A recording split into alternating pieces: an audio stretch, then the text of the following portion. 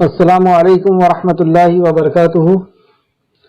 الحمدللہ ان الحمدللہ نحمده ونستعینه ونستغفره ونعوذ باللہ من شرور انفسنا ومن سیئات اعمالنا من يهده الله فلا مضل له ومن يضلل الله فلا هادي له واشهد ان لا اله الا الله واشهد ان محمدا عبده ورسوله اما بعد فان خير الحديث كتاب الله وخير الهدي هدي محمد صلى الله عليه وعلى آله وسلم وشر الأمور محدثاتها وكل محدثة بدعة وكل بدعة ضلالة وكل ضلالة في النار۔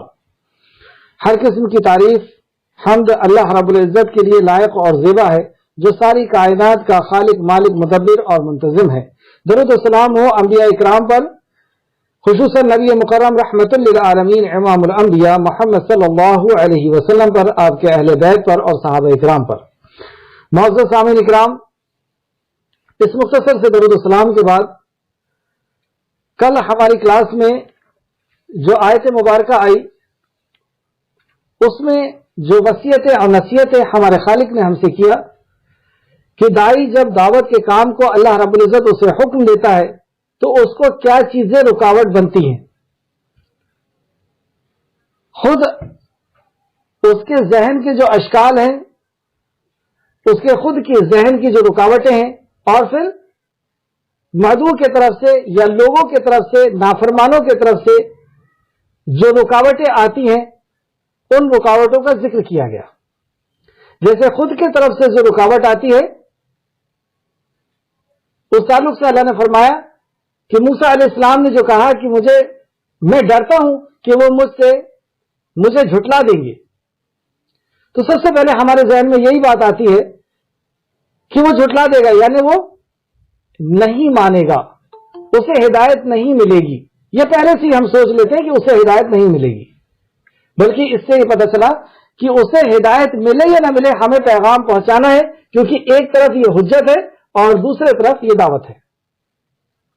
دوسرا ہمارے ذہن میں آتی ہے بات کہ میرا سینہ، جو موسیٰ علیہ السلام نے کہا کہ میرا سینہ تنگ ہوتا ہے، مطلب مجھے ٹینشن، فکر، پریشانی ہوتی ہے، سینہ میرا تنگ ہوتا ہے، تو یہ ہمارے ساتھ بھی ہوتا ہے کہ ہم کہاں سے بات شروع کریں گے، کیسے کریں گے، کیا ہوگا، اور میری زبان میں لکنت ہے، تو یہ ہم بھی سوچتے ہیں کہ ہم اسے نہیں سمجھا پائیں گے، ہم اسے نہیں بتا پائیں گے۔ اور موسیٰ علیہ السلام نے جیسے کہا کہ میرے اوپر اس قوم کا ایک گناہ بھی ہے، مصریوں کا، تو یہ ہمارے ذہن میں بھی یہ بات آتی ہے، یا ہمارے اوپر جیسے نبی مکرم صلی اللہ علیہ وسلم اور صحابہ کے اوپر بھی الزام لگائے جاتے تھے، تو ہمارے اوپر بھی یا تو الزام لگائے جائیں گے یا ہمارے گناہ کو یاد دلایا جائے گا اور ہمیں روکنے کی کوشش کی جائے گی۔ اور پھر موسیٰ علیہ السلام کہتے ہیں کہ مجھے خوف آتا ہے کہ وہ مجھے قتل کر دیں گے۔ تو یہ ہر دور میں یہ رہا ہے کہ جس نے بھی اللہ رب العزت کے پیغام کو لے کر کے اٹھا ہے اسے قتل کرنے کی کوشش کی گئی، لیکن اللہ رب العزت نے جسے چاہا اسے بچا لیا اور جسے چاہا اسے مقبول کر لیا، یعنی اسے شہادت اسے نصیب فرما دی۔ تو ان جو ذہنی اشکال جو آتے ہیں اس کے ازالے کے لیے موسیٰ علیہ السلام کی وہ دعا جو سورہ طٰہٰ میں اللہ رب العزت نے بیان کیا کہ موسیٰ علیہ السلام یہ سارے اشکال جو ان کے ذہن میں آئے تھے اس کے ازالے کے لیے آپ نے کیا تدابیر اختیار کی، کیا آپ نے راستہ چنا۔ آپ نے کہا رب اشرح لی صدری ویسر لی امری واحلل عقدۃ من لسانی یفقہوا قولی۔ فرعون کی طرف سے جو یا مدعو کی طرف سے جو اشکال آتے ہیں یا وہ روکنے کی کوشش کرتا ہے، اس میں ہم نے سب سے پہلے دیکھا کہ وہ احسان یاد دلاتا ہے۔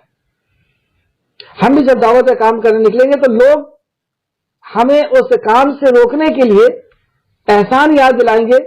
پھر دوسرا یہ کہ لوگ ہمیں گناہ یاد دلائیں گے کہ تم اتنے گنہگار۔ اس سے بہت بڑا فرق یہ پڑتا ہے کہ داعی احساس کمتری کا شکار ہو جاتا ہے، یا وہ یہ سمجھنے لگتا ہے کہ میں گنہگاروں میں کیسے کام کروں، اور وہ کام کرنے سے رک جاتا ہے۔ یہ شیطان کی جیت ہو جاتی ہے، شرکس لوگوں کی جیت ہو جاتی ہے، لیکن ایک داعی اس سے رکتا نہیں ہے، جیسے موسیٰ علیہ السلام نہیں رکے۔ دوسرا یہ ہوتا ہے، اور یہ بھی بہت بڑا نقصان ہوتا ہے، کہ جب اسے دعوت وہ دیتا ہے تو اسے گناہ یاد دلاتا ہے، یعنی اس کے اوپر الزام لگاتا ہے، تو وہ دعوت کا کام چھوڑ کر کے قرآن کو بند کر کے اور اپنی صفائی دینا شروع کر دیتا ہے۔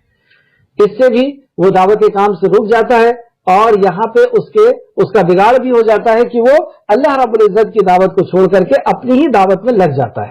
یہ بہت بڑا نقصان ہوتا ہے. اللہ ہم سب کو اس سے محفوظ رکھے. اگر کوئی ہمیں ہمارا گناہ گناتا ہے تو ہم اس کو قبول کریں کہ ہاں اس دور میں مجھ سے یہ گناہ ہو گیا تھا، لیکن اللہ رب العزت نے اب مجھے حکمت دے دیا ہے، علم دے دیا ہے، علم کی پختگی دے دی ہے اور مجھے حکم دیا ہے کہ اس پیغام کو میں تم تک پہنچاؤں.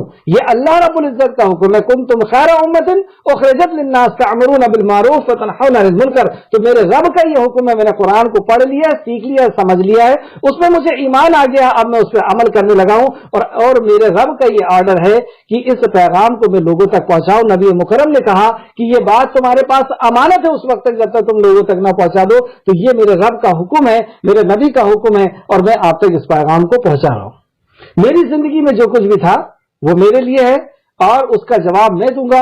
اور میں اپنی دعوت لے کر کے نہیں آیا ہوں، میں تو تمہارے رب کی دعوت لے کر کے آیا ہوں. اسی طریقے سے تیسرا پوائنٹ یہ تھا کہ وہ ناشکرا کہیں گے یعنی الزامات لگائیں گے. چوتھا، وہ ایمان کی دعوت سے ہٹانے کے لیے مسائل کو لے کر کے آئیں گے اور مسائل کو سمجھنے کے لیے ہمیں راستے سے بھٹکانے کی کوشش کریں گے. یہ سب شیطانی حربے ہیں. اللہ ہم کو اس سے محفوظ رکھے. پانچویں چیز ہم نے دیکھا تھا کہ وہ دیوانہ اور پاگل اور جادوگر کہتے ہیں. ہمارے ساتھ بھی یہی ہوگا اور نبی کریم صلی اللہ علیہ وسلم صحابہ اکرام کے ساتھ بھی یہی ہوا تھا کہ الگ الگ الزامات لگائے گئے تھے. پھر چھٹواں کہ آپ کو قید کر دیا جائے گا. یہ دھمکی فرعون نے موسیٰ علیہ السلام کو دی تھی کہ تمہیں قید کر دیا جائے گا. اور فرعون کی قید یہ بہت سخت قید تھی. یہ تلغر میں تھی اور ایسا اندھیری کوٹری تھی کہ وہاں پر نہ سورج کی روشنی ہوا کرتی تھی، نہ کھانے کا اور پانی کا کوئی خاص وہاں پہ اہتمام تھا. تو اس میں جانے کی، اس کے اندر قید کرنے، اور موسیٰ علیہ السلام سب جانتے تھے کہ اس کا قید خانہ کیسا ہے. تو ایسی وہ دھمکی دیتا ہے کہ میں تمہیں قید کر دوں گا. اور یہ صرف دھمکی نہیں ہے، یہ بادشاہ کا آرڈر تھا. فرعون وہاں کا بادشاہ ہے اور وہ یہ کہتا ہے کہ میں تمہیں قید کر دوں گا. تو اسی طریقے سے ہمارے ساتھ بھی ہوگا. لیکن اس کے باوجود ایک داعی کے قدم یہ ساری چیزیں نہیں روکتی. نہ اس کے دل کے اندر کے خیالات اس کو روکتے ہیں، نہ اس کا ڈر اسے روکتا ہے، اور نہ ہی لوگوں کا الگ الگ راستے سے اٹیک کرنا اسے روک پاتا ہے.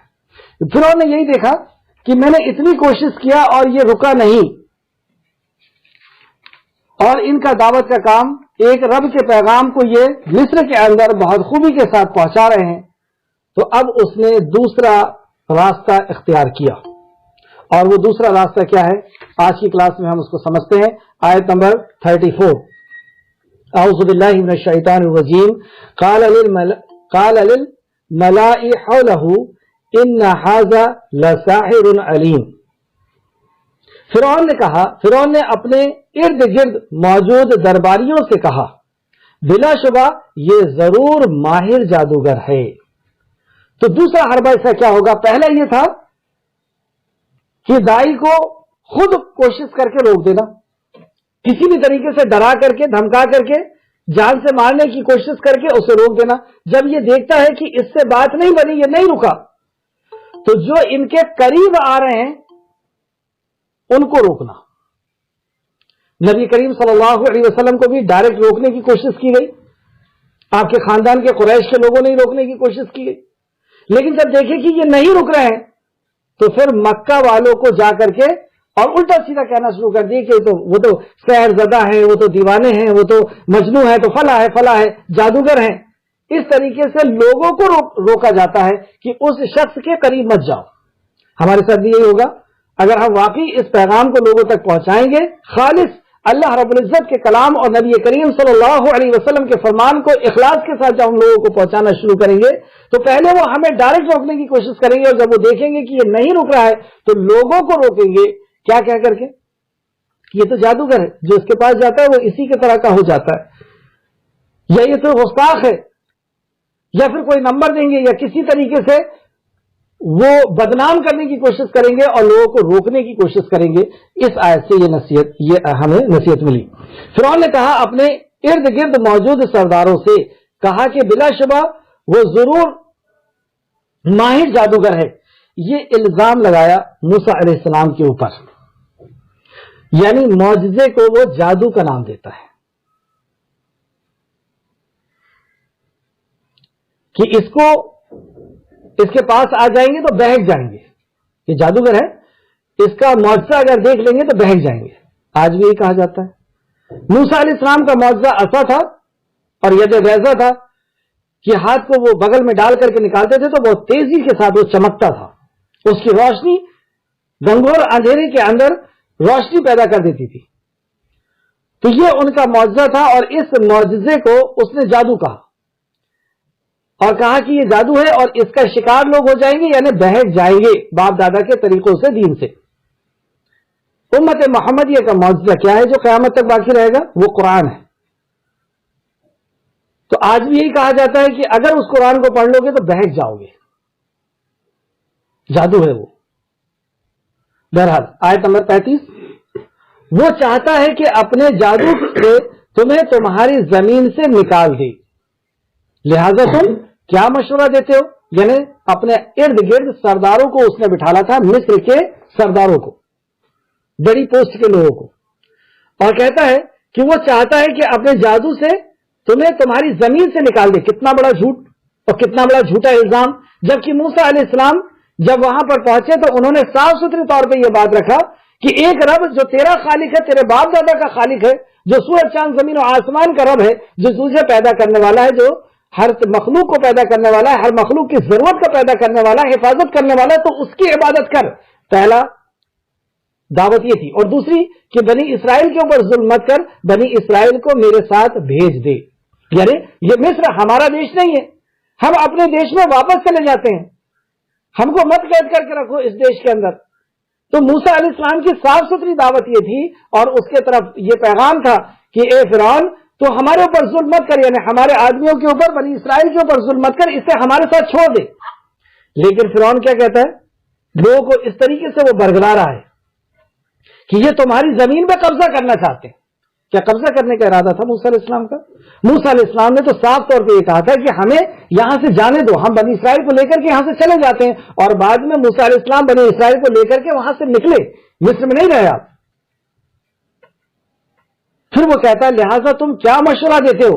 تو یہ سرداروں کو سے پوچھا جا رہا ہے فرعون بادشاہ کی طرف سے کہ کیا مشورہ دیتے ہو اس شرکسی کا. مطلب ان کی نظر میں تو شرکسی تھی, غلط کام تھا جو موسیٰ علیہ السلام کر رہے تھے, تو کیا سزا دیں اس کو؟ تو جو درباری تھے ان کو کیا کہنا تھا کہ فرعون نکالو تلوار, ختم کر دو, 2 تو لڑکے ہیں, موسیٰ اور ہارون علیہ السلام 2 تو لوگ ہیں. مصر کے بادشاہ کے لیے جو روزانہ قتل کیا کرتا تھا بنی اسرائیل کا, جو لڑکے پیدا ہوتے تھے انہیں قتل کر دیتا تھا, لڑکیوں کو زندہ رکھتا تھا, اس کے لیے یہ 2 قتل کرنا کون سی مشکل بات تھی؟ وہ خود بھی یہ طے کر سکتا تھا کہ نکالو تلوار اور ان کو ختم کر دیا جائے. لیکن دیکھیں مدد کیسی آتی ہے اللہ کی. اللہ نے فرمایا نا کہ موسیٰ تم جاؤ, میں تمہارے ساتھ ہوں. تو جب اللہ ساتھ میں ہو جاتا تو اللہ کس طریقے سے اور کس انداز میں مدد کرتا ہے. وہ یہ کہتے ہیں, انہوں نے کہا, آیت نمبر 36, انہوں نے کہا اسے اور اس کے بھائی کو ڈھیل دو. مطلب اسے مارنا نہیں ہے, ڈھیل دے دو. اللہ اکبر, کتنی بڑی مدد تھی. یہ جو ڈھیل دی گئی اور کتنے وقت کے لیے ڈھیل دی گئی, آگے کے جملے میں دیکھیں, اور شہر میں سے جادوگروں کو اکٹھا کرنے کے لیے بھیج دو. یعنی مصر اتنا بڑا دیش ہے اور اس دیش میں جہاں جہاں جس کونے میں جادوگر ہیں ان کو لے کر کے آنے کے لیے ایک ٹیم کو باقاعدہ بھیج دو. تو یہ کئی لمبے عرصے کا وقت تھا, ٹیم کو بھیجا جانا تھا, وہاں سے جادوگروں کو لے کر کے آنا تھا, مقابلہ موسیٰ علیہ السلام کے ساتھ ہونا تھا. تو یہ جو بیچ کا پیریڈ ملا, اس پیریڈ میں موسیٰ علیہ السلام نے خوب کھل کر کے دعوت دی. اور اس دعوت کو ہم پہلے پڑھ چکے ہیں سورہ طٰہٰ وغیرہ میں کہ موسیٰ علیہ السلام نے جب دعوت دی اور یہ دعوت کا انکار کرتے تھے, یعنی ایک رب کی عبادت کا انکار کرتے تھے, نہ موسیٰ علیہ السلام کی اطاعت کا انکار کرتے تھے, تو اللہ رب العزت ان کے اوپر عذاب بھیجتا تھا. کبھی ٹڈی دل ان کے اوپر آتے تھے, کبھی خون کا عذاب آتا تھا, کبھی میڈک کا عذاب آتا تھا, کبھی جوئے کا عذاب آتا تھا, کبھی آندھی اور طوفان کا عذاب آتا تھا. اور جب عذاب آتا تھا تو یہ سمجھ جاتے تھے کہ ہم نے ایک رب کو نہیں مانا ہے, ہم نے اس کے حکم کی نافرمانی کی ہے, ہم نے اس کے نبی کے حکم کی نافرمانی کی ہے. تو یہ دوڑتے بھاگتے موسیٰ علیہ السلام کے پاس آتے تھے کہ ہم سے گناہ ہو گیا, آپ اللہ رب العزت سے دعا کر دیجئے کہ وہ ہم سے یہ عذاب کو ٹال دے. اس سے یہ پتا چلا کہ ان کو یہ یقین ہو چکا تھا کہ ہمارے جو ہم گناہ کر رہے ہیں، یعنی اللہ کے حکم کو نہ ماننا، نبی کے حکم کو نہ ماننا، یہ گناہ ہے، اور اس گناہ کی وجہ سے اللہ ہے، ساری کائنات کا کوئی خالق اور مالک ہے، اس نے عذاب کو بھیجا ہے، اور اس عذاب کو وہی ٹال سکتا ہے۔ تو وہ موسیٰ علیہ السلام کے پاس جاتے ہیں کہ یہی اللہ رب العزت سے دعا کر کے اس عذاب سے ٹلوا دیں گے، روک دیں گے۔ کچھ دنوں کے پہلے ہمارے اوپر بھی عذاب آیا تھا، اور ہم سمجھ گئے تھے کہ ہمارے گناہوں کی وجہ سے ہی آیا ہے، ہم نے اللہ کے حکم کو، نبی کے فرمان کو نہیں مانا، تو گویا کہ اتنی معرفت ان کو ہو گئی تھی، اور پھر ان کے پلان کے مطابق تو موسیٰ علیہ السلام نے جو وقت انہیں ملا اس میں انہوں نے خوب دعوت کا کام کیا، اور اسی طریقے سے آپ دیکھیں گے کہ نبی کریم صلی اللہ علیہ وسلم کو بھی صلح حدیبیہ ہوئی، اور صلح حدیبیہ میں آپ کو ایک وقت ملا کہ جو صلح ہوئی تھی کہ اب کوئی کسی کو مارے گا نہیں، آپس میں خوریزی نہیں ہوگی، اس بیچ نبی کریم صلی اللہ علیہ وسلم کو خوب اچھا موقع ملا تھا، آپ نے خوب اچھا دعوت کا کام کیا تھا، لوگوں تک پیغام کو پہنچایا تھا، اور پھر وہ صلح ٹوٹ گئی تھی انہی کی طرف سے۔ تو اور یہ جو ٹائم دیا گیا تھا یہ اس لیے دیا گیا تھا کہ لوگوں کو اکٹھا کیا جائے گا، یعنی جادوگروں کو اکٹھا کیا جائے گا، اور ان کے جادو کو اس جادو سے توڑا جائے گا، ختم کیا جائے گا۔ یہ کام کس کا تھا؟ جو کام فرعون سے لیا جا رہا ہے۔ اگزامپل کے طور پر آپ کوئی اجتماع رکھیں اور کوئی بہت بڑے عالم کو بلائیں، تو اس کے اسٹیج کو بناتے ہیں، ہم اشتہار چھاپتے ہیں، لوگوں کو گاؤں گاؤں میں پہنچاتے ہیں کہ اتنے بڑے وہاں پہ عالم آ رہے ہیں، تم آؤ، اور وہ کچھ بیان کریں گے، اللہ کی وحدانیت، اللہ رب العزت کے بارے میں تمہیں بتائیں گے، آخرت کے بارے میں تمہیں بتائیں گے۔ تو سارے مسلمان زمین کے اندر پھیل جاتے ہیں اور لوگوں کو اکٹھا کر کے لے کر کے آتے ہیں کہ فلاں عالم آ رہے ہیں، وہ بیان کرنے والے ہیں۔ یہ ہم مسلمانوں کا کام ہے، لیکن اللہ رب العزت وہ اللہ ہے، یہ کام اس نے فرعون سے لے لیا۔ موسیٰ علیہ السلام کی حفاظت کا یا موسیٰ علیہ السلام کی پرورش کا کام بھی فرعون سے لیا۔ وہ ہے وہ رب 32 دانتوں کے بیچ میں نرم زبان کو محفوظ چلاتا رہتا ہے اور محفوظ رکھتا ہے، وہ ہے وہ رب۔ اپنے دشمن اور موسیٰ کے دشمن کے گھر میں موسیٰ علیہ السلام کو اللہ رب العزت نے پروان چڑھایا، اور موسیٰ علیہ السلام کا یہ کام تھا کہ پورے بنی اسرائیل میں بھی اور مصر میں بھی، مصر کے اندر آپ کو نبی اور رسول بنا کر کے بھیجا گیا تھا، ایک ایک آدمی تک پیغام پہنچانا تھا موسیٰ علیہ السلام کو، لیکن اللہ رب العزت نے انتظام کتنا اچھا کروایا کہ خود فرعون یہ طے کر رہا ہے کہ ایک مقابلہ ہوگا جس میں تم اپنا معجزہ پیش کرو گے، اپنا جادو پیش کرو گے، لیکن اصل میں تو وہ معجزہ تھا، اور خود فرعون اس کے لیے پبلسٹی کر رہا ہے، اس کے آدمیوں کو بھیج رہا ہے، اور دن وقت اور ٹائم طے کیا گیا، اور وہ کس نے طے کیا؟ موسیٰ علیہ السلام نے طے کیا، جو سورہ طٰہٰ میں ہم پڑھ کر کے آئے ہیں کہ موسیٰ علیہ السلام نے کہا کہ وہ دن میلے کا دن ہوگا۔ یہ ہے ٹیلنٹ کہ موسیٰ علیہ السلام نے کیوں وہ دن چنا کہ سارے لوگ خالی ہوتے ہیں اور میلے کے اندر آتے ہیں، یعنی وہ جادوگر بھی آئیں گے اور دوسرے لوگ بھی آئیں گے۔ میری اس دعوت کو ایک وقت میں ہزاروں لاکھوں لوگوں تک پہنچ جائے گی یہ بات۔ تو دن آپ نے طے کیا کہ میلے کا دن ہوگا، وقت آپ نے طے کیا کہ وہ وقت جو ہے صبح کا وقت ہوگا، اور تیسری بات آپ نے طے کی کہ وہ جگہ کون سی ہوگی، تو جگہ بھی بتا دی کہ وہ فلاں جگہ ہوگی۔ تو بہرحال اللہ رب العزت قادر ہے، وہ جس سے چاہتا ہے جیسا چاہتا ہے ویسا کام لینے پہ قادر ہے۔ ہم سے اگر اللہ رب العزت کام لے رہا ہے تو ہمیں اس میں غرور کرنے کی ضرورت نہیں ہے، ہم اپنے تقوی کا، ہم اپنے اخلاص کا، ہم اپنے ایمان کا جائزہ لیتے رہیں۔ کام تو وہ کسی سے بھی لیتا ہے، فرعون سے لے لیا کام، ہم سے اگر کام لے رہا ہے تو کوئی بہت بڑی چیز نہیں ہے۔ اگر ہم اس جو کام ہم کر رہے ہیں، جو پیغام کو ہم لوگوں تک پہنچا رہے ہیں، اگر اس کے اندر اخلاص نہیں ہے، نبی کریم صلی اللہ علیہ وسلم کا طریقہ نہیں ہے، ایمان نہیں ہے، تو وہ عمل قبول نہیں ہونے والا۔ فرعون نے بلایا تھا، اس کے اندر ایمان نہیں تھا، وہ تو ختم کرنے کے لیے بلایا تھا، اسے کوئی ثواب ملے گا؟ اتنے لوگوں کو اکٹھا کیا اور اتنے جادوگر ایمان لے آئے، کیا فرعون کو ثواب ملے گا؟ نہیں، کیونکہ اس کے اندر عمل کے قبولیت کی وہ تینوں شرائط نہیں تھی، نہ ایمان، نہ اخلاص، نہ نبی کا طریقہ۔ اور ایک عمل، ایک بھی شرط اگر کم ہو گئی تو عمل قبول نہیں ہوتا. تو ہم جو کام کر رہے ہیں اس کے اندر اگر ایمان نہیں ہے، اخلاص نہیں ہے، تو لوگ اسلام کے اندر آئیں گے، لوگ صحیح دین کے اندر آئیں گے، لیکن ہمارے اندر اخلاص نہیں ہے تو کوئی ثواب ملنے والا نہیں. مسلم شریف کی حدیث، مشہور حدیث جو آپ لوگ جانتے ہیں کہ سب سے پہلے شہید کو اور پھر عالم کو اور پھر جو دان کرنے والا ہے اس کو منہ کے بل گھسیٹتے ہوئے جہنم میں پھینک دیا جائے گا کیونکہ اخلاص نہیں تھا. اور تیسرا، نبی کریم صلی اللہ علیہ وسلم کا اگر طریقہ نہیں ہے، جیسے ہم کسی کو دعوت دے رہے ہیں لیکن قرآن سے دعوت نہیں دے رہے ہیں، نبی کریم صلی اللہ علیہ وسلم کا طریقہ تھا قرآن سے دعوت دینا. حدیث سے دعوت نہیں دے رہے ہیں، نبی کریم صلی اللہ علیہ وسلم کا طریقہ تھا حدیث سے دعوت دینا. ہم اپنی منطق، اپنے خیالات یا اس کی کتابوں سے ہم دعوت دے رہے ہیں، اور اس کی کتابوں سے دعوت سن کر کے وہ اسلام لے آیا، اس کے تو تقدیر میں تھا، اس میں تو لے آیا ایمان، لیکن ہمارے اندر وہ شرائط دیکھی جائے گی کہ وہ طریقہ اس کے پاس تھا یا نہیں تھا. اللہ رب العزت ہمیں محفوظ رکھے.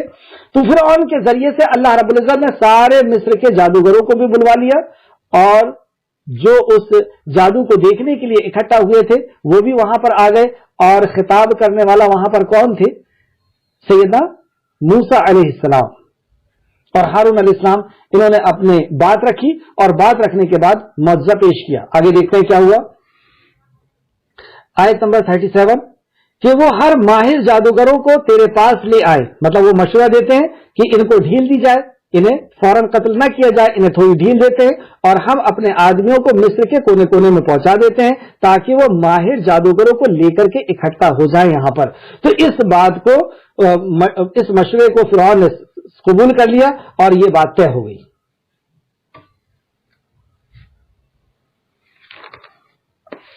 آیت نمبر 38 چنانچہ جادوگر ایک مقررہ وقت پر جمع ہو گئے. یہ مقررہ وقت جو موسیٰ علیہ السلام نے طے کیا تھا کہ دن یہ ہوگا، جگہ یہ ہوگی، وقت یہ ہوگی، تو اس مقررہ وقت میں یہ سارے کے سارے جادوگر وہاں پر اکٹھا ہو گئے. اور کون لوگ اکٹھا ہوئے؟ 39 نمبر کی آیت میں اللہ فرماتا ہے اور لوگوں سے کہا گیا کہ تم بھی جمع ہو گئے. مطلب اور بھی لوگ اس کو دیکھنے کے لیے جمع ہو گئے. یہ کتنے لوگ تھے، یہ کتنے جادوگر تھے، واللہ عالم، اللہ بہتر جانتا ہے کتنے تھے. لیکن کچھ تاریخی کتابوں میں یہ آتا ہے کہ وہ 12,000 سے 80,000 جادوگر تھے. لیکن اصل یہی ہے کہ اللہ رب العزت ہی بہتر جانتا ہے کہ وہ کتنے تھے. اور ہم اندازہ بھی لگا سکتے ہیں کہ اتنا بڑا دیش، اور وہ وقت جو تھا وہ عروج کا وقت تھا جادو کے، کیونکہ جو دور جس چیز کا دور ہوا کرتا ہے اللہ رب العزت اس دور میں اس کے طور کے لیے معجزہ عطا کرتے ہیں. جیسے عیسیٰ علیہ السلام کا جو دور تھا وہ طب کا دور تھا، ڈاکٹری کا دور تھا.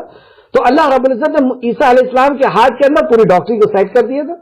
کوڑی پہ ہاتھ پھیر رہے ہیں، اندھے پہ ہاتھ پھیر رہے ہیں، اور کسی بھی برس کی بیماری پر ہاتھ پھیر رہے ہیں، وہ ٹھیک ہو جا رہا. موسیٰ علیہ السلام کا جو دور تھا وہ جادو کا دور تھا، تو اللہ رب العزت نے اس کے توڑ کو ایک لاٹھی کے اندر رکھ دیا. نبی کریم صلی اللہ علیہ وسلم کا اس وقت کا جو دور تھا وہ زبان کا تھا، زبان کے بڑے بڑے ماہر تھے. تو اللہ رب العزت نے قرآن کی زبان ایسی نازل فرمائی کہ وہ اس کو سن کر کے کہتے ہیں یہ انسان کا کلام نہیں ہو سکتا. وہ کلام کے یعنی لوگوں کی بات اور زبان کی اتنے زیادہ ماہر اور اتنے زیادہ اس ماہر ہونے کی وجہ سے غرور میں ہوا کرتے تھے کہ وہ لوگ آپس میں اگر کوئی بات کرتے تھے تو کچھ تو ایسے بھی شعر و شاعری کے انداز میں بات کرنے والے تھے کہ ان کا کلام ضائع نہ ہو جائے. اور قلم اور پین اگر نہیں ہوا کرتا تھا اس زمانے کا تو وہ خنجر سے ہاتھ میں لکھ لیا کرتے تھے کہ ان کا کلام ضائع نہ ہو جائے. ایسے دور میں اللہ رب العزت نے جب قرآن کا نزول کیا تو وہی شعر و شاعری کہنے والے جب ان قرآن کو پڑھتے ہیں تو کہتے ہیں یہ انسان کا کلام نہیں ہو سکتا. اور اللہ رب العزت نے یہ قیامت تک دور تو بدلتے رہ رہا ہے. اب سائنس کا دور آ گیا، ریسرچ کا دور آ گیا، تو اللہ رب العزت نے قرآن کے اندر وہ ساری چیز سمو دی کہ ہر دن ایسا لگتا ہے کہ قرآن ہم آج ہی پڑھ رہے ہیں، آج پہلی بار یہ آیت کو کئی بار پڑھے لیکن آج ہمیں کچھ الگ انداز میں سمجھ میں آ رہی ہے. تو اللہ رب العزت نے ایسا کلام عطا کیا. تو موسیٰ علیہ السلام کہ اس معجزے کو دیکھنے کے لیے یا جادوگروں کے جادو کو دیکھنے کے لیے سارا مصر وہاں پر اکٹھا ہوا. آیت نمبر 40 تاکہ اگر وہ جادوگر غالب آئے تو ہم ان جادوگروں کی اتباع کریں گے. یہ فرعونیوں کی جہالت دیکھیے آپ کہ اگر یہ جادوگر غالب آئے تو ہم ان کی اتباع کریں گے، حق کی اتباع نہیں کریں گے. جو غالب آ گیا اس کی اتباع کی جائے گی. آج بھی یہ جہالت چلتی ہے کہ جس کی لاٹھی ہے اس کا بھینس ہے، جو جیت گیا، جس نے اپنی بات کو منوا لیا وہ صحیح ہے. یہ جہالت جو مصریوں کے اندر تھی، مصر کے رہنے والوں کے اندر تھی، وہ کیا کہتے ہیں؟ تاکہ اگر وہ جادوگر غالب آئے تو ہم ان کے جادوگروں کی اتباع کریں گے، حق کی اتباع نہیں. اللہ رب العزت ہمیں حق کی اتباع کرنے والا بنا ہے. آیت نمبر 41، پھر جب جادوگر آئے تو وہ فرعون سے کہنے لگے اگر ہم ہی غالب آئے تو کیا ہمارے لیے کوئی صلہ ہوگا؟ اب یہ انہیں تو یقین تھا کہ ہمیں جیتنا ہے، ہم یہاں دنیا کے بڑے سے بڑے جادوگر یہاں پر اکٹھا ہے، اور یہ جو موسیٰ ہے ہم میں سے کوئی کسی کے یہ شاگرد بھی نہیں ہے اور کسی کے یہ استاد بھی نہیں، تو ان کے پاس جو ہے وہ تو ہمارے سامنے ٹک نہیں سکتا، ہم تو ان کو منٹوں کے اندر زیر کر دیں گے. تو یہ کانفیڈنس کے ساتھ وہ فرعون کے سامنے جاتے ہیں اور کہتے ہیں کہ ہم تو جیتیں گے، ہمیں ملے گا کیا؟ کیا ہمیں انعام دیا جائے گا؟ تو فرعون کہتا ہے، فرعون نے کہا ہاں اور بے شک تب تم مقربین میں سے ہو جاؤ گے، مطلب تمہیں انعامات بھی دیے جائیں گے اور سرکاری عہدے پر بھی تمہیں رکھا جائے گا. مقربین میرے قریب رہنے والوں میں سے تمہیں کر دیا جائے گا، بادشاہ کے قریب رہنے والوں میں سے تمہیں کیا جائے گا، جیسے وزیر وغیرہ رہا کرتے ہیں. تو ایسا ان کو پہلے سے ان کے بیچ میں طے ہو گیا. تو اس سے ہمیں پتہ چلا کہ جادوگر جو تھے وہ پوری تیاری سے آئے تھے اور ان کو پورا کانفیڈنس تھا کہ ہم جیتنے والے ہیں، اور وہ فرعون سے جو ہے وہ اس طریقے سے معاہدہ کرتے ہیں، سودا کرتے ہیں. موسیٰ نے ان سے کہا جو کچھ تم ڈالنے والے ہو اسے ڈال دو. یہ سورہ طٰہٰ کی آیت نمبر 65 اور 66 میں بھی ہم دیکھتے ہیں. بولے کہ موسیٰ یا تو تم اپنے لاٹھی کو ڈالو، مطلب جادوگروں نے موسیٰ علیہ السلام سے یہ کہا کہ اے موسیٰ یا تو تم ڈالو یا ہم ڈالتے ہیں، یا پہلے ہم ڈالیں. تو موسیٰ علیہ السلام نے کہا بلکہ تم ہی پہلے ڈالو. تو یہاں پہ تھوڑا سا اختصار کے ساتھ اللہ رب العزت نے بیان کیا کہ موسیٰ علیہ السلام نے کہا کہ تم ہی ڈالو. اس سے سمجھانے کا ایک اصول پتہ چلا کہ جب ہم کسی مدعو کو، کیونکہ یہ جو جادوگر تھے موسیٰ علیہ السلام کی نظر میں تو یہ مدعو تھے، موسیٰ علیہ السلام کی نظر میں تو یہ وہ معصوم لوگ تھے کہ جن تک پیغام کو پہنچانا تھا. موسیٰ علیہ السلام ان کو نفرت یا ظالم کی نظر سے نہیں دیکھ رہے تھے، ان کی تو خیر خواہی تھی کہ میں کس طریقے سے انہیں سمجھا پاؤں، یہ جو قوم پوری مصر کی آئی ہے. تو موسیٰ علیہ السلام نے جو طریقہ اپنایا، جیسے انہوں نے کہا کہ ہم اپنا کرتب دکھائیں، جادو ڈالیں، یا آپ چاہیں تو آپ ڈالیں، تو موسیٰ علیہ السلام نے کہا کہ نہیں تم پہلے ڈالو. اس سے کیا پتہ چلا کہ جو ہمارا مدعو ہے اسے اس کی بات پوری طرح کہنے دے. جب وہ اپنی بات پوری طرح کہہ دے گا تو ہمیں کئی چیز کا اندازہ ہوگا. ایک تو سب سے پہلے اس کے علم کا اندازہ ہوگا، اس کی سوچ کا اندازہ ہوگا، اس کی فکر کا اندازہ ہوگا، اس کی کیفیت کا اندازہ ہوگا. اس کی سوچ کا جب اندازہ ہوگا، اس کی کمزوری کا اندازہ ہوگا، پھر ہم صحیح جگہ پہ صحیح وار کر پائیں گے. لیکن اگر ہم نے اس کو نہیں بولنے دیا اور ہم بولتے رہے تو یہ عقل مندی بھی نہیں ہے. پتہ نہیں اس کو کس چیز کی ضرورت ہے اور ہم کیا بول رہے ہیں. ہو سکتا ہے اس کی توحید ربوبیت کلیئر تھی، اسے توحید اسماء الحسنہ کی ضرورت تھی، اسے توحید عبادت کی ضرورت تھی، یا ہو سکتا ہے توحید اس کی کلیئر تھی، اس کو مسائل کی دعوت دینا تھا. تو ہم جب تک مدعو کو سنیں گے نہیں تب تک ہم صحیح طریقے سے دعوت کا کام نہیں کر سکتے. تو موسیٰ علیہ السلام نے یہی کہا کہ پہلے تم ڈال دو، تاکہ اب ان کے پاس کیا کیا ہے اور کتنی طاقتیں ہیں اور کیا ہے موسیٰ علیہ السلام دیکھ لیں گے. تو موسیٰ علیہ السلام نے کہا کہ پہلے تم ڈالو، اور جیسے ہی انہوں نے ڈالا تب انہوں نے اپنی رسیاں اور لاٹیاں ڈالی اور کہنے لگے عزت فرعون کی قسم، یعنی فرعون کی عزت کی قسم، بلا شبہ ہم ہی غالب آئیں گے. اب یہ لوگ اپنا جادو ڈالنا شروع کیے، یعنی اپنی لاٹھی اور رسیاں ڈالنا شروع کیے، اور کیا کہتے ہیں کہ فرعون کی عزت کی قسم ہم ہی غالب آئیں گے. یہ اپنے جادو کی شروعات یا اپنے کام کی شروعات فرعون کے نام سے کرتے ہیں. کیوں؟ کیونکہ فرعون ان کے بیچ میں ان کا دیوتا تھا، کیونکہ وہ اس کی پوجا کرتے تھے۔ اس طریقے سے آپ نے دیکھا ہوگا ملکہ سبا وہ دن کی شروعات، کام کی شروعات کس سے کرتی تھی؟ سورج سے، کیونکہ سورج کی وہ عبادت کرتے تھے۔ اور ایک مسلمان دن کی شروعات کیسے کرتا ہے؟ اللہ کے نام سے، بسم اللہ سے۔ ہم غور کر لیں کہ ہم اپنے دن کی شروعات کیا نماز سے کرتے ہیں؟ اگر کرتے ہیں تو واقعی ہم ایمان والے ہیں، یا کسی اور چیز سے۔ انسان کو جس چیز پر آستھا ہوتی ہے وہ دن کی شروعات اسی سے کرتا ہے۔ تو بہرحال اس نے، جادوگروں نے فرعون کے نام سے بات کو شروع کی کہ عزت فرعون کی قسم ہم ہی غالب آئیں گے۔ ابھی بھی ان کو پورا کانفیڈنس ہے اور انہوں نے ڈالنا شروع کر دیا۔ اس تعلق سے سورہ آراف آیت نمبر 116 میں بھی ہم دیکھتے ہیں، سورہ آراف 116، انہوں نے اب یہ جادو کی حقیقت کے تعلق سے اللہ رب العزت نے بتایا کہ اس کی کیا حقیقت ہے۔ یہ جو جادو ڈال رہے تھے، یہ جادو ہوتا کیا ہے؟ کیونکہ ہمارے دور میں بھی جادو ہے اور بھی آگے تک جادو رہے گا، تو اس کو اب ہم سمجھ لیں۔ انہی لوگوں نے سورہ آراف سورہ نمبر 7 آیت نمبر 116 میں اللہ فرماتا ہے، انہی لوگوں کی آنکھوں پر جادو کر دیا، انہوں نے لوگوں کی آنکھوں پر جادو کر دیا، آنکھوں پر جادو کر دیا، مطلب حقیقت میں وہ سانپ نہیں بنے تھے، یہ آنکھوں پر جادو تھا۔ ان کی آنکھ سے ایسا نظر آتا تھا کہ یہ جادو بن گیا، یہ سانپ بن گیا، لہذا اور رسیوں کو سانپ بنا کر، رسیوں کو سانپ بنا کر انہیں ڈرا دیا اور بہت بڑا جادو لے کر آئے تھے، اور انہوں نے ڈرا دیا اور بہت بڑا وہ جادو لے کر کے آئے تھے، یعنی لاٹھیوں اور رسیوں کو سانپ بنا کر وہ لوگوں کو ڈرا رہے تھے، وہ لوگوں کو دکھا رہے تھے۔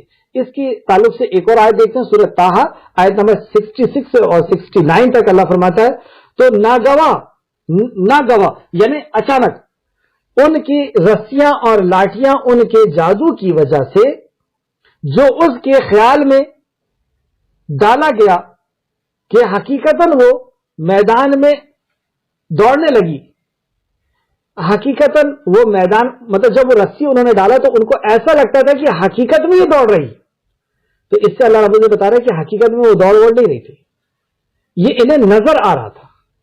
بس موسیٰ نے اپنے دل میں خوف محسوس کیا، ہم نے کہا خوف نہ کر۔ تو یہ جو رسیاں اور سانپ وہ ڈال رہے تھے اور آنکھ میں انہوں نے کچھ ایسا جادو کر دیا کہ ان کو وہ سانپ نظر آ رہا تھا اور وہ ڈرا رہے تھے، تو یہ جادو کا اثر پورے مصر والوں کو بھی ہو رہا تھا اور موسیٰ علیہ السلام کو بھی ہوا۔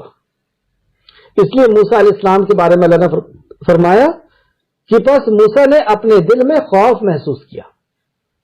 تو اس سے یہ پتہ چلا کہ جادو کا اثر کسی کو بھی ہو سکتا ہے جسے اللہ چاہے۔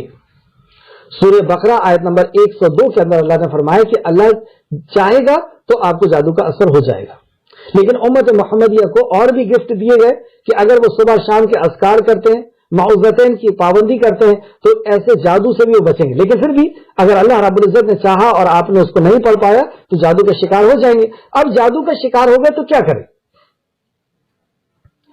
تو موسیٰ علیہ السلام ڈر گئے، ہم نے کہا خوف نہ کر۔ تو اللہ رب العزت نے وحی کی موسیٰ علیہ السلام کی طرف۔ آپ خود غور کریں کہ جیسے 12,000 سے 80,000 جادوگر ہیں، تو اتنے سانپ جب نکل رہے ہوں گے اور وہ دوڑ رہے ہوں گے اور چاروں طرف ایک دہشت کا معاملہ، ماحول کریٹ ہو گیا ہوگا، تو ظاہر سی بات ہے کہ اس چیز کو دیکھ کر کے ایک ڈر محسوس ہوا۔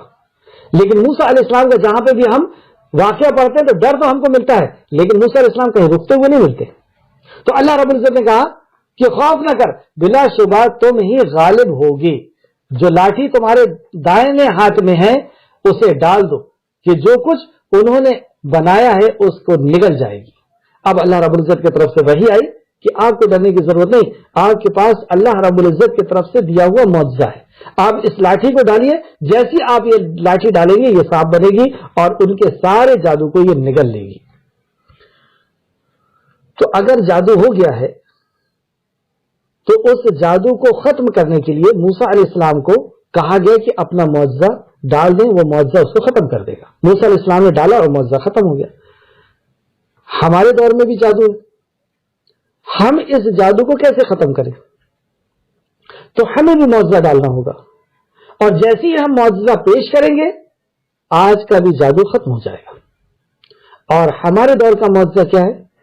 امت محمدیہ کے لیے معجزہ بخاری شریف، نبی کریم صلی اللہ علیہ وسلم نے فرمایا کہ سیدنا ابو ہریرہ اس کے راوی ہیں، سیدنا ابو ہریرہ نے بیان کیا کہ نبی کریم صلی اللہ علیہ وسلم نے فرمایا ہر نبی کو ایسے معجزات عطا کیے گئے ہیں جو ان کو دیکھ کر ان پر ایمان لائے، لوگ اس کو دیکھ کر کے ان پر ایمان لائے، اور مجھے جو معجزہ دیا گیا ہے وہ یہ قرآن ہے۔ بخاری شریف حدیث نمبر 4981، بخاری شریف حدیث نمبر 4981، بخاری شریف حدیث نمبر 7274۔ تو ہمیں جو معجزہ دیا گیا ہے وہ قرآن ہے۔ جب ہم قرآن کی تلاوت کرتے ہیں، قرآن کو پڑھتے ہیں، اس میں تدبر کرتے ہیں، غور و فکر کرتے ہیں، تو یہ سارے معجزے، یہ سارے جو جادو ہیں یہ سب ختم ہو جاتے ہیں۔ بہرحال آگے دیکھتے ہیں، سوائے اس کے انہوں نے جو کچھ انہوں نے بنایا تھا، یہ تو جادوگروں کی ہتھ کنڈے ہیں۔ اللہ رب العزت فرماتا ہے کہ یہ جو کچھ بھی انہوں نے بنایا تھا یہ جادوگروں کے ہتھ کنڈے ہیں، یہ سب کو ختم کر دے گا۔ اور پھر موسیٰ نے اپنی لاٹھی ڈالی تو وہ ان کو جو جھوٹ بنا رہے تھے نگل گئی، وہ انہوں نے جو بھی جھوٹ بنایا تھا وہ اس سے نگل گئی۔ تو یہاں پر بھی اللہ رب العزت نے یہی بات بیان فرمائی۔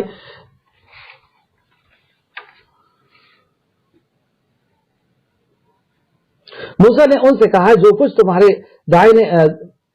تمہارے پاس ہے اسے ڈال دو۔ تب انہوں نے اپنی رسیاں اور لاٹھیاں ڈالی اور کہنے لگے فرعون کی عزت کی قسم، یا فرعون کی قسم بلا شبہ ہم ہی غالب آئیں گے۔ موسیٰ نے اپنا عصا ڈالا تو وہ فوراً ہی اسے نگلنے لگا، جو وہ جھوٹ موٹ گڑ رہے تھے، مطلب جو جھوٹ موٹ وہ دکھا رہے تھے، جو حقیقت میں نہیں تھا وہ دکھا رہے تھے، اس کو موسیٰ علیہ السلام کا جو معجزہ تھا اس نے اسے نگلنا شروع کر دیا۔ اب یہ جب سارے سانپ نگلنا شروع ہو گئے اور ختم ہونا شروع ہو گئے، اس کے تعلق سے سورہ آراف کی آیت نمبر 118 میں بھی ہم دیکھتے ہیں، سورہ آراف آیت نمبر 118 سے 122 تک، تو حق ثابت ہو گیا اور جو کچھ وہ فرعونی کرتے تھے باطل ہو گیا، اور وہ مغلوب ہو گئے اور ذلیل ہو کر واپس ہوئے، اور یہ جادوگر سجدے میں گر گئے اور کہنے لگے ہم جہانوں کے پروردگار پر ایمان لائے، موسیٰ اور ہارون کے رب پر۔ تو جیسے یہ معجزہ دیکھے جادوگروں نے تو وہ جادوگر سمجھ گئے کہ ہم میں سے کوئی ان کا استاد بھی نہیں ہے، کوئی ان کا شاگرد بھی نہیں ہے، اور یہ جادو نہیں ہے، کیونکہ جادوگر تو سمجھ رہے تھے کہ ہم انہیں دکھا رہے ہیں، حقیقت میں تو یہ کچھ نہیں ہے، لیکن انہوں نے جو دکھایا ہے یہ واقعی سانپ، واقعی ایک لاٹھی تھی جو سانپ بن گئی۔ یہ کیسے ہو سکتا ہے؟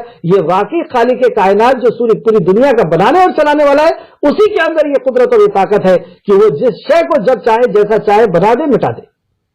تو وہ اس بات کی حقیقت کو جان گئے، اور جیسی وہ جانتے ہیں تو وہ کیا کہتے ہیں، چنانچہ جادوگر بے اختیار سجدے میں گر پڑے۔ یہ ہے اللہ رب العزت کی معرفت۔ جب بندہ اللہ رب العزت کو جان لیتا ہے، اللہ کی قدرت کو جان لیتا ہے، اللہ کی جب اس کو معرفت حاصل ہو جاتی ہے تو وہ عمل کا ثبوت پیش کرتا ہے۔ وہ جانتے تھے کہ فرعون کے سامنے اگر ہم سجدہ ریز ہو جائیں گے، موسیٰ اور ہارون کے رب کے سامنے، تو فرعون ہمارے لیے کیا حکم جاری کرے گا۔ لیکن ان ساری چیزوں کو نظر انداز کر دیتا ہے وہ شخص جو اللہ رب العزت کو جان لیتا ہے، جس کو اللہ کی معرفت ہو جاتی ہے، وہ عمل کا ثبوت پیش کرتا ہے، وہ دنیا سے نہیں ڈرتا۔ ہم میں سے کئی لوگ ایسے ہیں جو حقیقت کو جان لیے، صحیح دین کو جان لیے، قرآن و حدیث کو جان لیے، لیکن اس کے بعد بھی عمل کا ثبوت پیش نہیں کرتے۔ اس کا مطلب وہ جانے نہیں ہے۔ جو جان لے گا وہ جان کی بازی لگانے پہ پیچھے نہیں ہٹے گا۔ تو جیسی انہیں سمجھ میں آیا کہ یہ تو معجزہ ہے، یہ موسیٰ کی بھی بس کی بات نہیں ہے، اور نہ ہی جادو ہے، یہ تو خالق کائنات نے کیا ہے۔ آپ اور ہم میں اور یہ مسلمان کیا یہ قرآن کو نہیں مانتے کہ یہ معجزہ ہے؟ کیا انہیں قرآن کے بارے میں نہیں پتا کہ یہ اللہ رب العزت کا کلام ہے؟ کیا ہم سجدہ ریز ہوئے ہیں اس کلام کے عمل کرنے کے لیے؟ کیا ہم اس کے سامنے جھکے ہیں؟ اگر نہیں جھکے ہیں تو ہم سمجھ لیں کہ ہمارا ایمان کیا ہے۔ انہیں سمجھ میں آیا، یعنی ہمیں کوئی سمجھ میں نہیں آیا ہے۔ ہمیں اگر واقعی اللہ کا کلام، نبی کا فرمان سمجھ میں آ جاتا، ہمیں یقین ہو جاتا ہمیں اس کی معرفت ہو جاتی خالق کی، اور اس کلام کی معرفت ہو جاتی کہ انسان کا نہیں خالق کائنات کا ہے، تو عمل کرنے میں ہمیں کوئی چیز رکاوٹ نہیں آتی. کبھی معاشرے کا ڈر عمل کرنے کے لیے، کبھی خاندان کا، کبھی رشتہ داروں کا، یہ ڈر سارے ختم ہو جاتے. تو چنانچہ جب یہ جادوگروں نے دیکھا کہ یہ تو واقعی معجزہ ہے، یہ خالق کائنات کے نبی ہیں اور ان کے ہاتھ میں جو ہے یہ معجزہ ہے، وہ سجدہ ریز ہو گئے. ایسے ہی صحابہ کرام نے جب قرآن مقدس کو سنا تو وہ سمجھ گئے کہ یہ محمد صلی اللہ علیہ وسلم کا کلام نہیں، یہ تو ساری کائنات کے خالق اور مالک کا کلام ہے. اور وہ عمل کے لیے اپنے آپ کو انہوں نے حاضر کر دیا. قریش اور مشرکین مکہ اور عرب سب ایک طرف، لیکن ان کا ڈر اور خوف ختم ہو گیا. بہرحال آیت نمبر 47، وہ کہنے لگے، اب دیکھیے سجدہ کر کے کیا کہتے ہیں، وہ کہنے لگے ہم رب العالمین پر ایمان لائے، موسیٰ اور ہارون کے رب پر. کوئی ڈر نہیں. انہوں نے مخلوق کی عبادت کی بیزاری کا اعلان کر دیا اور خالق کی عبادت کا ان کا اعلان کر دیا کہ یہ مخلوق عبادت کے لائق نہیں. وہ کہنے لگے ہم رب العالمین پر ایمان لائے. رب کے بارے میں فرما رہے وہ، اور وہ رب کون ہے؟ عالمین. عین لام میم اس کا روٹ ہے علم، اور علم ہوتی ہے پہچان. جھنڈا جو ہوتا ہے وہ دیش کی پہچان ہوتی ہے، اور یہ جو عالم ہے یہ ہمارے خالق کی پہچان ہے. یہ بنی ہوئی چیز اس بات کی گواہ ہے کہ اس کا کوئی بنانے والا ہے. تو وہ کیا کہتے ہیں؟ ہم جو رب ہے، رب کی کیا میننگ ہوتی ہے؟ بنانے والا. رب یعنی خالق. خالق کے اندر بھی تین چیز ہوتی ہے. خالق یعنی جو حفاظت کرتا ہے، جو ضرورت پوری کرتا ہے، جو پیدا کرتا ہے کسی چیز کو بغیر ماڈل، بغیر سیمپل کے ہمیں اللہ رب العزت نے پیدا کیا. تو خالق پھر وہ مالک بھی ہوتا ہے، ملکیت کسی اور کو نہیں دیتا. وہ اپنی مخلوق کی ملکیت یہ اللہ کا بہت بڑا احسان ہے کہ اس نے اپنے ہاتھ میں رکھا ہے. تو مالک بھی وہی ہے اور پھر مدبر بھی ہے. پھر وہ پلان بھی کرتا ہے کب کس کو کہاں کیسے کیا دینا ہے، کب کس کو پہنچانا ہے، کب پانی گرانا ہے، کب ہوا پہنچانا ہے، کب کس کو اولاد دینا ہے، کیا کرنا ہے. یہ مدبر بھی وہی ہے. تو وہ کہتے ہیں کہ وہ کہنے لگے ہم رب العالمین پر ایمان لائے. اور وہ رب، یہ یہاں پہ آپ دیکھیں کہ انہوں نے توحید کا اعلان کیا، اور پھر اس کے بعد رسالت کا کس طرح اعلان کرتے ہیں؟ رب موسیٰ و ہارون. اور موسیٰ اور ہارون کے رب پر ایمان لاتے، یعنی رسالت کا بھی پر بھی قبول کر لیا.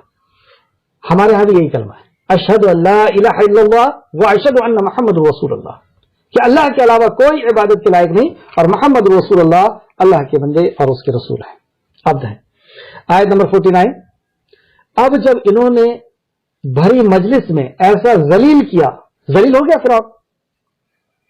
جیسے سورہ اعراف کی آیت نمبر 118 سے 122 میں ہم نے پڑھا، تو یہ بہت ذلیل ہوا کہ یہ بادشاہ ہے، یہ اپنے آپ کو رب کہتا ہے، اور یہ کسی حقیقی رب کو رب کہہ کر کے کہ جو عرش عظیم کا اور جو زمین و آسمان کا سارے عالم کا رب ہے، ہم اس پر ایمان لاتے. یعنی یہ فرعون کے ایمان کا ہم انکار کرتے ہیں، اور رب ہارون اور موسیٰ پر ہم ایمان لاتے ہیں. کہ اس سے اس فرعون کو بہت بے عزتی محسوس ہو رہی. تو فرعون اب فرمان جاری کرتا ہے.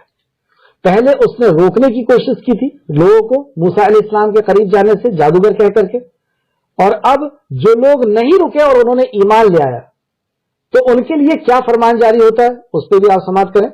فرعون نے کہا میری اجازت دینے سے پہلے تم نے اس پر ایمان لے آئے.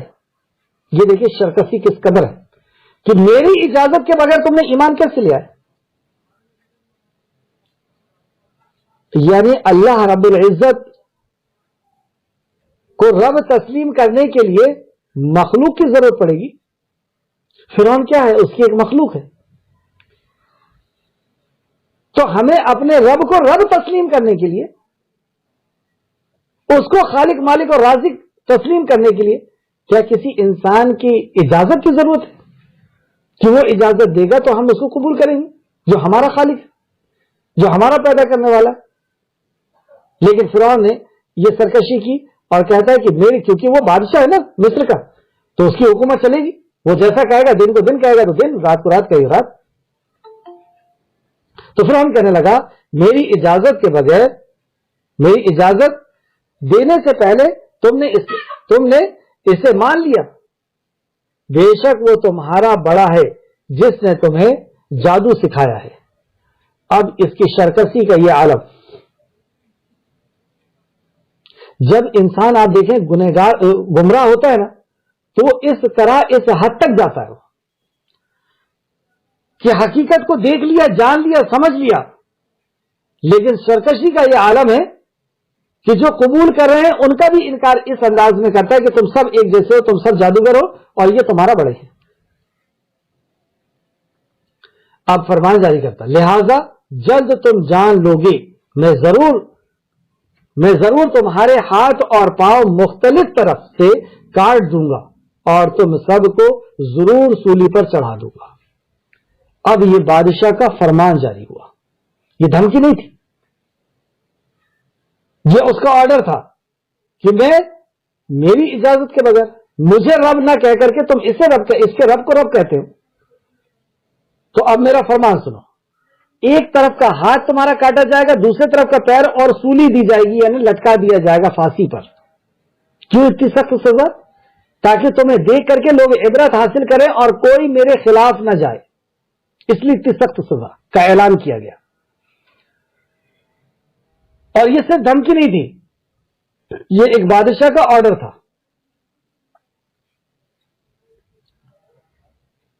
ہمیں حق بات قبول کرنے کے لیے کیا اس طریقے سے فرمان جاری کیا جاتا ہے؟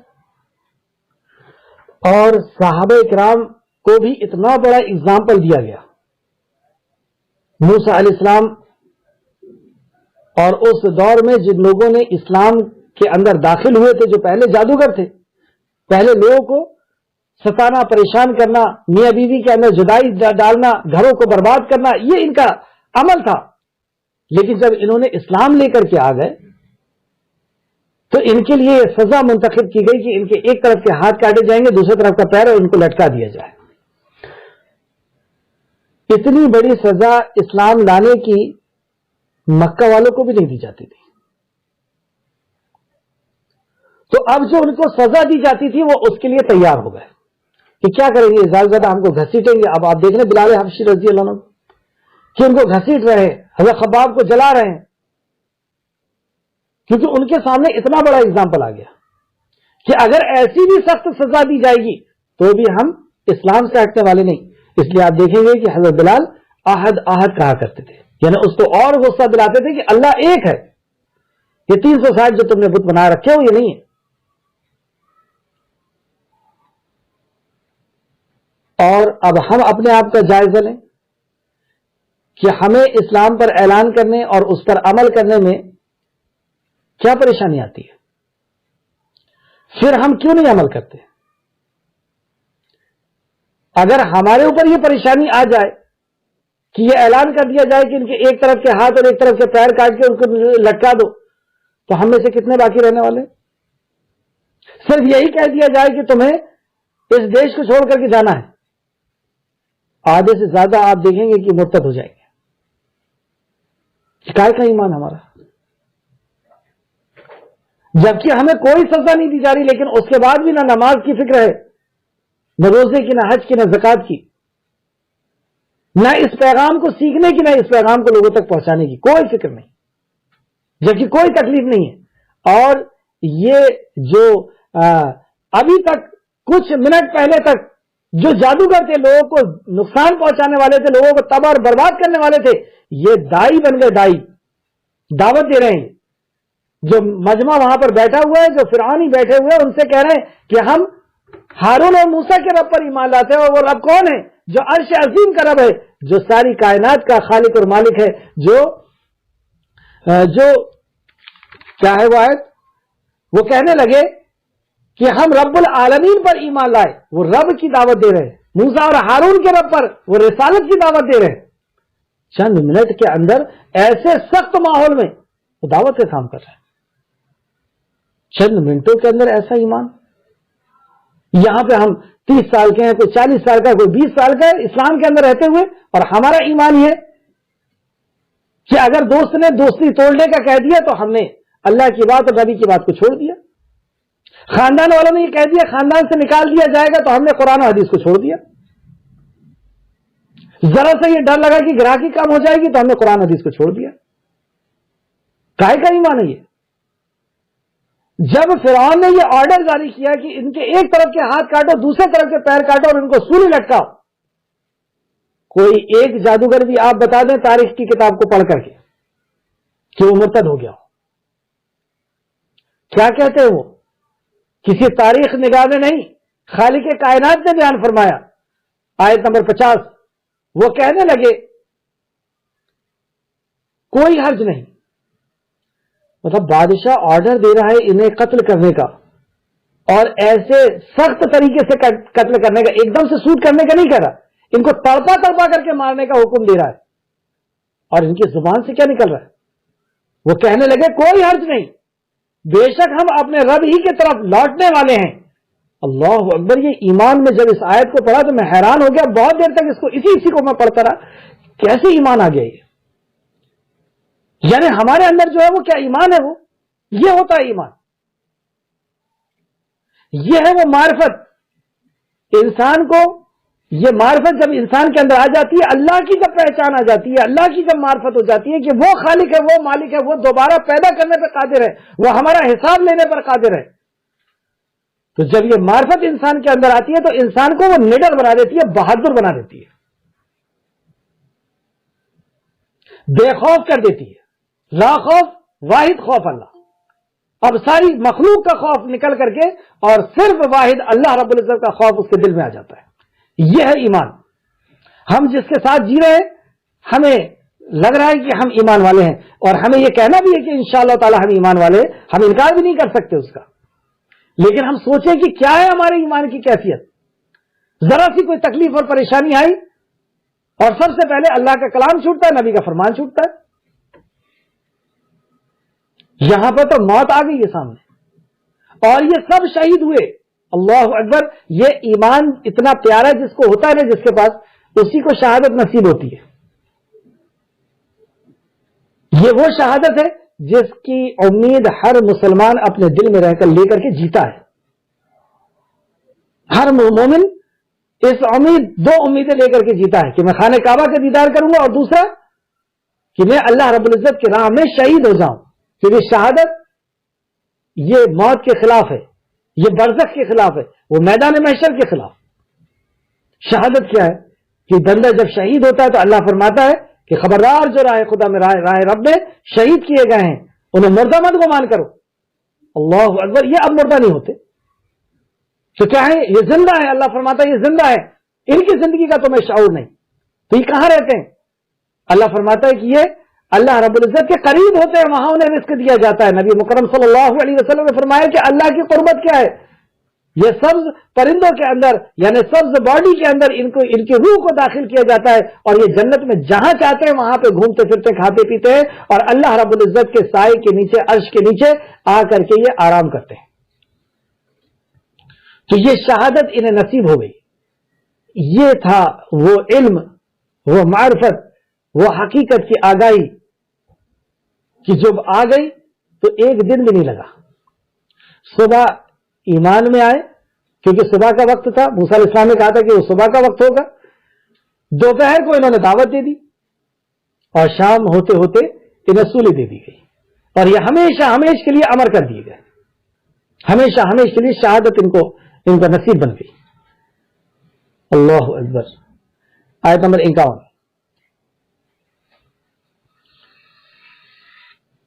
تو ایک اور چیز آپ نوٹ کریں، جب انسان کو معرفت حاصل ہو جاتی ہے، اللہ رب العزت کو جان لیتا ہے، تو وہ اپنی غلطی کا احساس کرتا ہے.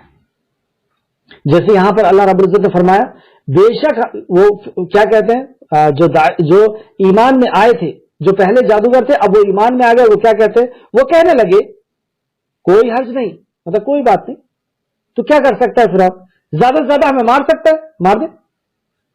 کر کیا سکتا ہے تو؟ آخر میں تو کیا کر سکتا ہے؟ جان لے سکتا ہے نا. تو یہ تو جان تو جانا ہی ہے.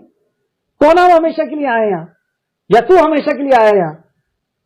آخر میں تو اتنا ہی کر سکتا ہے، مار دے. کوئی حرج نہیں، مار دے. بے شک ہم اپنے رب ہی کی طرف لوٹنے والے ہیں. آج نہیں مریں گے تو کل تو مرنا ہی ہے, تو لوٹنا تو ہے ہی اللہ کی طرف. اور جب جس کی موت لکھی ہے 1 منٹ اور 1 سیکنڈ کوئی بچا نہیں سکتا. اس پہ ہمارا ایمان ہے. 50,000 سال پہلے اس دنیا کے بننے کے اللہ رب العزت نے ہماری تقدیر لکھ چکا اور قلم اٹھا لی گئی ہے.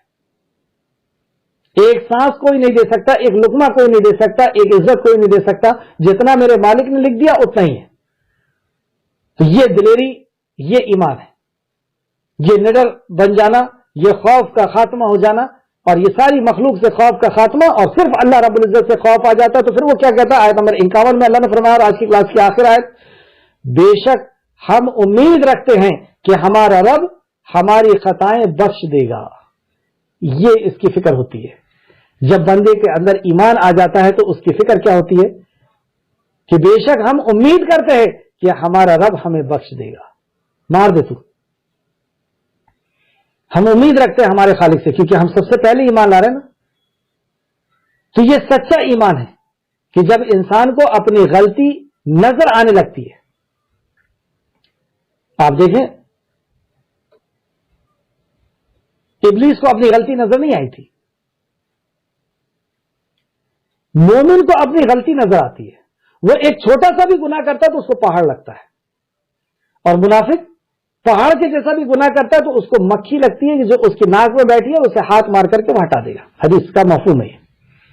لیکن مومن ایک چھوٹا سا بھی گناہ کرتا ہے تو اس کو پہاڑ جیسا لگتا ہے. تو جب وہ ایمان میں آئے تو اب موت سے نہیں ڈر رہے, کس چیز سے ڈر رہے, وہ اپنے گناہوں سے ڈر رہے. ہم کس سے ڈر کے جی رہے؟ کتنا فرق ہے, کتنا فرق ہے, کیا ہے ہمارے ایمان کا لیول. تو بے شک ہم امید کرتے ہیں کہ ہمارا رب ہماری خطاؤں کو بخش دے گا. اگر ہم اس کی راہ میں شہید ہو جاتے ہیں ہمیں امید ہے کہ ہمارا رب بخشے گا. ایک اور بات یہ پتا چلی کہ یہ جرم کتنا خطرناک کر رہے تھے. 7 ہلاک کرنے والے گناہوں میں سے ایک گناہ ہے یہ جادو. یہ تباہ اور برباد کر دینے والا گناہ ہے, اور یہ شرک کے قریب گناہ ہے. کتاب التوحید کے اندر تو ایک باب باندھا گیا جس کے اندر یہ ثابت کیا گیا کہ یہ بھی شرک ہے, کیونکہ جادو میں غیر اللہ سے مدد لی جاتی ہے. جب جادو ہوتا ہے اللہ کے علاوہ کسی اور سے مدد لی جاتی ہے تو یہ خود ہی شرک ہے. اتنے بڑے گناہ کرنے کے بعد جب بندہ ایمان کے اندر آتا ہے تو اس کا عقیدہ کیا ہوتا ہے کہ میرا رب مجھے بخش دے گا. سبحان اللہ. اللہ کی رحمت سے مایوس نہیں ہوتا مومن.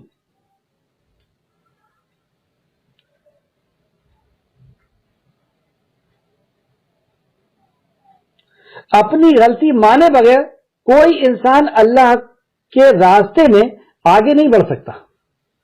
تو یہاں پہ یہ اپنی غلطی مان رہے ہیں کہ ہاں ہم سے غلطی ہوئی ہے.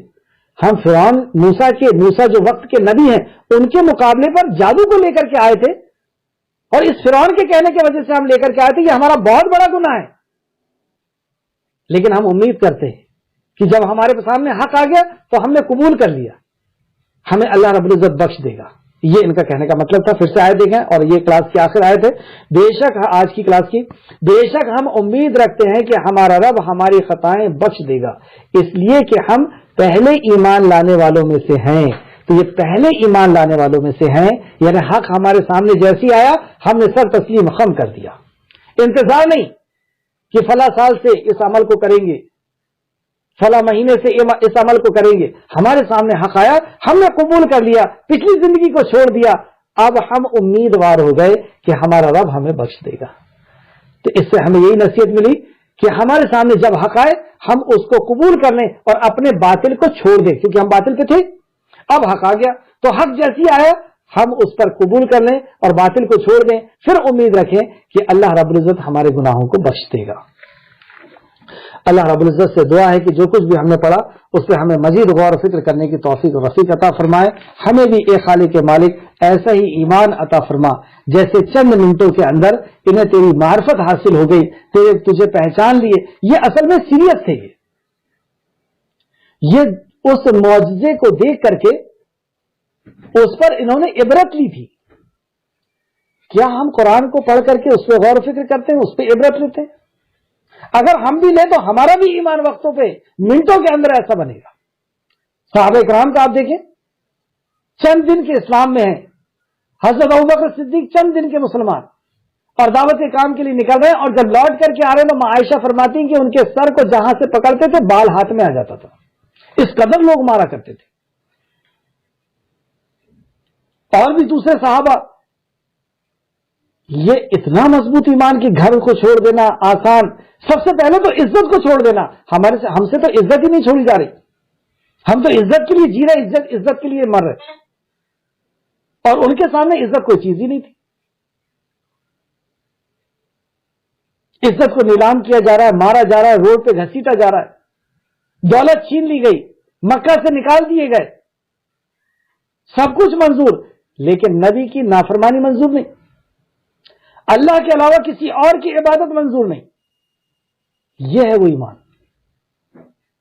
تو اللہ رب العزت سے دعا ہے کہ اللہ رب العزت ہمیں بھی اس معجزے کو جو قرآن کی شکل میں اے خالق مالک تو نے ہمیں عطا فرمایا ہے، اس معجزے کو سمجھنے، اس میں غور و فکر کرنے، اس میں تدبر کرنے، اس کی معرفت حاصل کرنے، اللہ کی معرفت حاصل کرنے کہ اے خالق مالک ہمیں توفیق دے دے. اے اللہ ہم تجھ سے تیری محبت کا سوال کرتے ہیں. اے اللہ ہم تجھ سے تیری معرفت کا سوال کرتے ہیں، تیری پہچان کا سوال کرتے ہیں. اے اللہ ہم تجھ سے تیرے کلام کے تدبر کا سوال کرتے ہیں. اے اللہ ہم تجھ سے تیرے نبی کی محبت کا سوال کرتے ہیں. اے اللہ ہم تجھ سے تیرے کلام کی، تیرے دین کی محبت کا سوال کرتے ہیں. اے خالق مالک اپنے فضل و کرم سے ہمیں یہ نعمت اور یہ جو سب سے بڑی نعمت ہے یہ ہمیں عطا کر دے. اے خالق ہمیں جب تک زندہ رکھ، ایمان اور اخلاص کے ساتھ ہمیں زندہ رکھ. جب ہمارا خاتمہ کر تو ایمان اور اخلاص کے ساتھ ہمارا خاتمہ کر. آمین یا رب العالمین. السلام علیکم ورحمۃ اللہ وبرکاتہ.